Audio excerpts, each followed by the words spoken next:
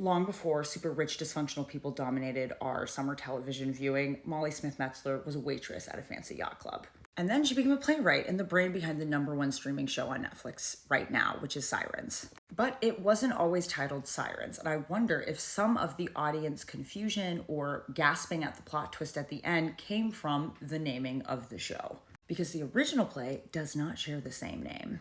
When you write a TV show or a movie, you have to have a logline, which is a very succinct one-sentence summary that summarizes the essence or the main conflict of the show. You need this because when you're pitching or marketing something, you can't go into the whole 3-act structure. This show's logline is Devin is concerned about her sister's unhealthy relationship with her new boss. It's a black comedy, but what genre that black comedy plays into or hints at sets us up as the audience to guess one way or the other how this is all going to end. And I also guessed completely wrong. Very annoying for me personally. But let's get back to the story as a play. The first draft of this play, it's written in 2011 and it's called LMNOP. Steve Scott stages this show in Chicago 12 years ago, and critic Alan Bresloff goes and sees it. Bresloff took issue with the naming of the play.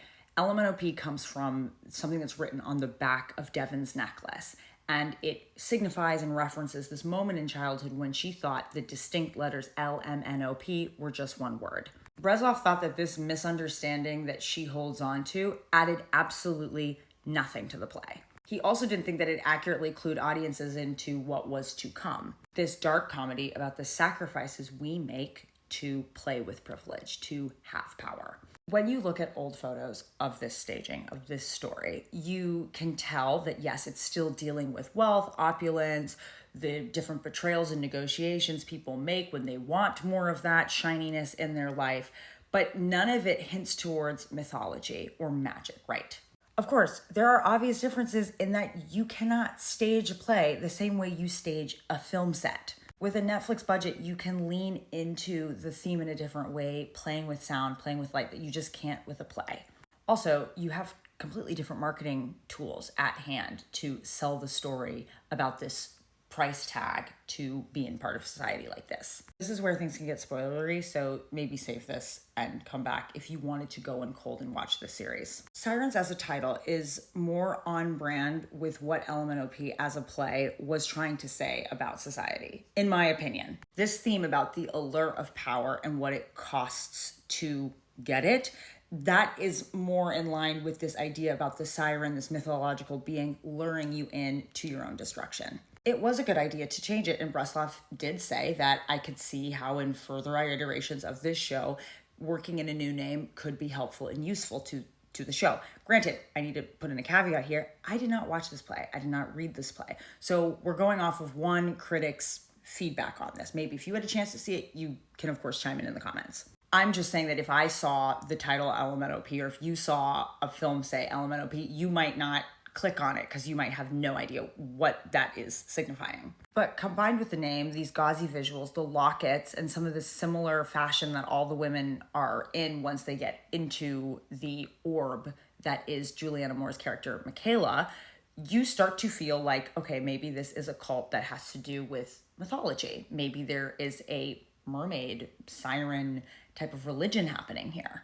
You are expecting fantasy elements, or at least that's what a good portion of you were. That scene with Julianne Moore in the bathtub, essentially hypnotizing Megan Faye's character Devin, that felt very magical. It was so played up that through all 5 episodes, I just kept waiting for this reveal of magic. Maybe you went in as cold as I did into the fact that Molly is known for making her bread and butter out of themes of class, status, wealth. When she worked at that yacht club and she looked around and saw the way status was not fixed, she got very obsessed with using art to untangle that and look at the different ways in America, this specific context, people can actually play with that kind of power.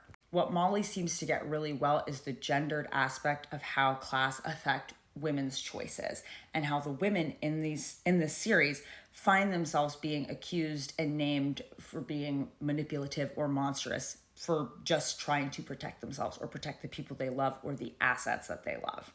It is not a coincidence that Sirens calls back to Greek mythology, where sirens, yes, were a gendered mythological creature that lured sailors to their death with their gorgeous bodies. In the end, we learn that Michaela is not necessarily super magical in any real tangible way. She's just shrewd. And she's taught that to Simone, who is Devon's sister, who she is trying to get out of Michaela's clutches. That said, as a series, it has done super well. It's, like I said, #1 streaming. The hours are in. They have left this vague enough that maybe they could introduce one day fantastical elements to it. I noticed that the filmmakers and the screenwriters did not cut off any possibility of that altogether. The hypnotization stuff is never cleared up.